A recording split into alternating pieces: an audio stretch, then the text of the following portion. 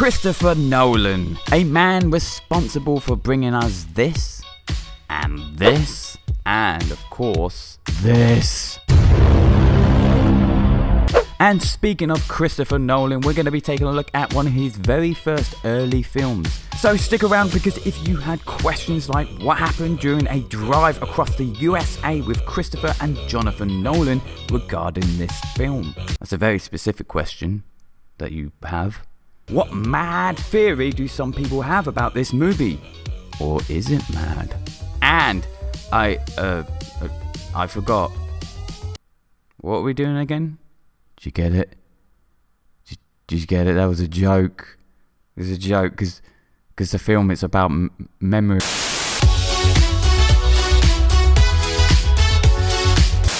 Oh, would you look at that? It's number 1. So Memento is a neo-noir psychological film written and directed by Christopher Nolan and released in the year 2000.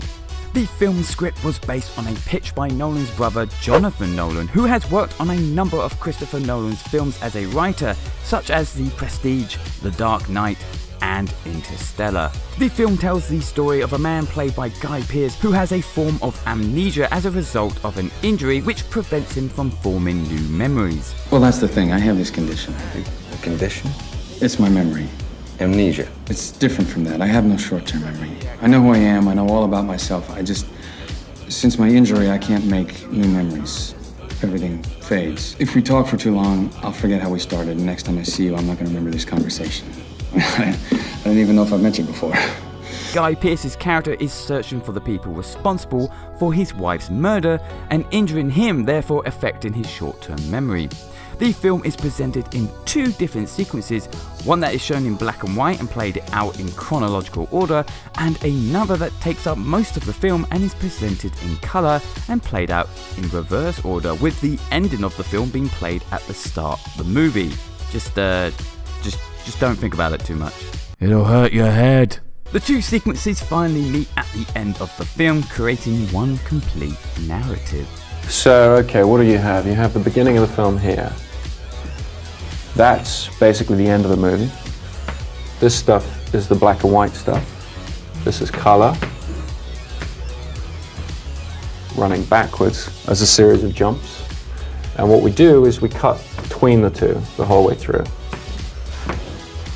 So we alternate scene here, scene there, scene there, scene there, scene there, scene there, and they meet towards the end of the film.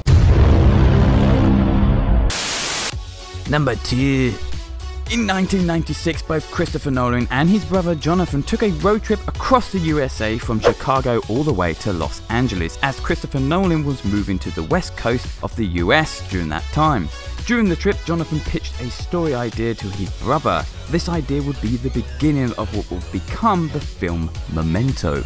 My brother told me the story verbally before he'd finished writing it, and the screenplay is an extrapolation of his basic idea, which I was fascinated by. And he told it to me while we were driving cross-country between Chicago and Los Angeles. After Jonathan had returned to Washington, D.C., where he attended college at Georgetown University, he continued to work on the idea. Christopher added his own contribution by suggesting that the film's narrative be told backwards. And my solution to telling the story subjectively was to deny the audience the same information that the protagonist is denied. And my approach to doing that was to effectively tell the story backwards. That way, when we meet a character, we don't know, just like the protagonist, how he's met that person, whether he's even met that person before, or whether or not they should be trusted, that kind of thing. Ooh, it's number 3. Although Memento is based on Jonathan Nolan's short story Memento Mori, the actual final story of the film is drastically different. In the short story, Leonard is named Earl and is a patient at a mental institution instead. But like the film, his wife was killed by an unknown person, and during the attack, Leonard, or Earl, lost his ability to form new memories as a result of the attack. Also, like the film, Earl leaves himself notes and tattoos with information about the killer. In the short story, Earl, through his own notes, manages to convince himself to leave the mental institution in order to find and murder his wife's killer. In the film, it is ambiguous as to if Leonard has found and killed the real person responsible for his wife's murder. In the short story, however, not so much ambiguity going on there. Ooh, number 4. Brad Pitt was the first choice to play the role of Leonard, and Pitt himself was even interested in playing the part, but due to scheduling conflicts he had to pass up the role. Other actors were then considered for the role, including Aaron Eckhart, who would later go on to work with Nolan on The Dark Knight, and Thomas Jane. Eventually though, as we all know, the role went to Guy Pearce. I got 5 on it. Oh, copyright strike. Like many directors, Christopher Nolan has many trademarks and themes running throughout his films, and even though Memento is one of Nolan's early films, it too is no exception to some of those Nolan-like signatures. So let's check some of them out. One of Nolan's trademarks or themes is the idea of time. Nolan typically includes montages that show the passing of time throughout his films. In his film Interstellar, time plays a major part in the story as it explores the relativity of time and space. In the film Inception, time yet again plays an important part in the film, as characters discuss and deal with the changing relativity of time within dreams. And time is also used as a theme and tool in Memento. The film reverses time and we see the story play out in reverse. The film also explores the relationship between memories and time and how they affect each other, which also brings us on to our next theme, fat cats. I mean memories. What? Oh, don't believe it, it's number 6. Memories is yet another theme or trademark that is used in Nolan's films. In Inception, the film explores the relationship between memories and dreams. In The Prestige, the film explores how memories can easily be replaced or manipulated by other emotions such as obsession or revenge. Memories in Memento play no part at all. Yes, of course, memories play a huge part in this film and are one of the main explorations of the film's narrative. They are both used as a theme and a tool within this movie. Number 7, baby. Number 7. Throughout the years, many medical experts have talked about Memento as having one of the most realistic depictions of anterograde amnesia. Pretty sure I fucked that one up. In the history of motion picture. Well done you, Memento. Yep. You did it. Gold star. Gold plaque trophy.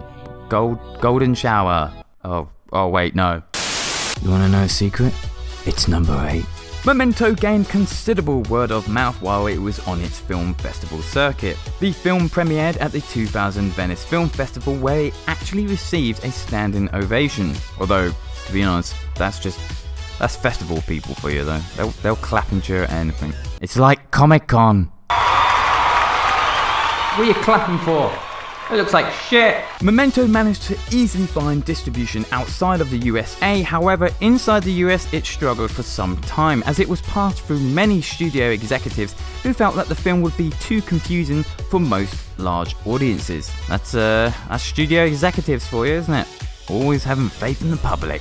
After director Steven Soderbergh had seen the movie, he relentlessly championed Memento in film interviews and public events. Although he didn't manage to get Memento distribution, his word of mouth helped the film gain even more fame. Eventually, Newmarket decided to take a risky financial move and distribute the film itself. After just a few weeks of distribution, Memento had managed to reach more than 500 cinemas and earned a total of $25 million in the box office run. For the marketing of the film, Nolan wanted to use a similar technique that was used for the Blair Witch Project. The film's website would include clues and other pieces of information to Leonard's situation. The website even included Leonard's notes and photos, as well as a newspaper clipping detailing the murder of Teddy. Good heavens, number 9. On the limited edition DVD of Memento, there is an Easter egg that allows you to watch the film in chronological order. This version of the film, however, is difficult to reach as the user must answer several questions and solve a puzzle. Fuck that. I say, oh chap, it's number 10. Here's some food for thought. After his wife's death, Sammy Jenkins is shown sitting in a mental institution, which on a side note could be a nod to Earl from the original short story in which he resides in a mental institution. Briefly, just after someone walks in front of him and before the scene cuts back to Guy Pearce on the phone, Sammy is replaced by Leonard sitting in the same chair. Some have claimed that this supports the theory that the tragic end to Sammy's story is actually an event from Leonard's own past. So that would mean Leonard was actually Sammy in the story. I don't get it. Well, there you go, 10 facts about Memento. If you like this and you want to see more, then why not check out our other film facts videos. They cover both film and TV, and we're sure to take a look at the other films in Christopher Nolan's filmography. So if you don't want to miss out on that, or if you just want to help out the channel, then please do consider subscribing and hitting the bell thingy to stay notified. And of course, a like on this video helps it out a lot. But thanks for watching, guys.